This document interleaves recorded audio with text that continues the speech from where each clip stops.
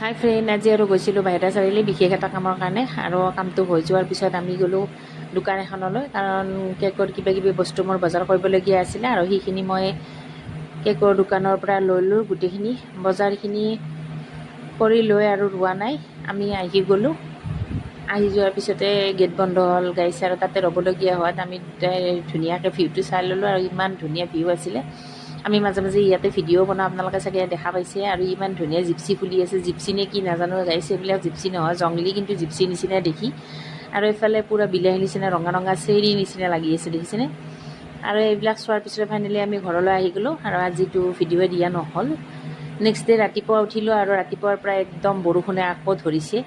আৰু পূৰা দবা পিটা বৰষুণ ৰাতিপুৱা 4টামান বজাৰ পৰাই দেখিছোঁ, ধাৰাসাৰ বৰষুণ নেৰানেপেৰা। আৰু আজি ঘৰত কাম কৰা কথা আছিল, নহ'ব যেন পাই পেলাই আমিও উঠি ল'লোঁ একদম ৰাতিপুৱাতে। আৰু বৰষুণ নেৰে এৰাৰ পিছত আকৌ লাগি গ'লোঁ পাকঘৰৰ কামত। আৰু পাকঘৰত গৈ পেলাই মই বনালোঁ ৰুটি, কাৰণ এইফালে মিস্ত্ৰী আহিছে, ৰং মিস্ত্ৰী, আৰু ইহঁতক দিব লাগিব। ৰং মিস্ত্ৰীক চাহ পানী দি পেলাই ময়ো বহি আছোঁ, চাই আছোঁ কি কাম কৰে মিস্ত্ৰী। আৰু এইফালে বাবুৱে চাই আছে মোবাইল। আৰু এইফালে গাইছ, মই আজি মিস্ত্ৰী মাতিছিলোঁ, কাঠৰ মিস্ত্ৰী, কাৰণ এইফালে কাম কৰিবলগীয়া আছিলে মোৰ কেকৰ বেনাৰখনত। আৰু কেকৰ বেনাৰখন আজি হৈ গ'ল। তো কেকৰ বেনাৰখন হৈ যোৱাৰ পিছত মোৰো ভাল লাগিল মনটো। আৰু সেই বুলি পেলাই মনটো ভাল লগাৰ লগে লগে কামো যিহেতু বহুত বেছি আছিলে, সেইকাৰণে সন্ধিয়ালৈকে মই বনালোঁ এটা কেক।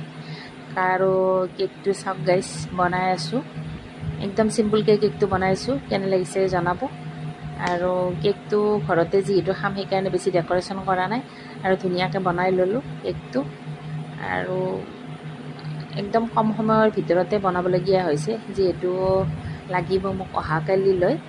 আৰু সন্ধিয়া মই কেকটো বনাই লোৱাৰ পিছত ধুনীয়াকৈ ডেক'ৰেশ্যন কৰি ল'লোঁ। এয়া ফাইনেল লুক দি ল'লোঁ কেকটো। কেনে লাগিছে জনাবচোন কমেণ্ট এটা কৰি পেলাই, যদি বেয়া নাপায়।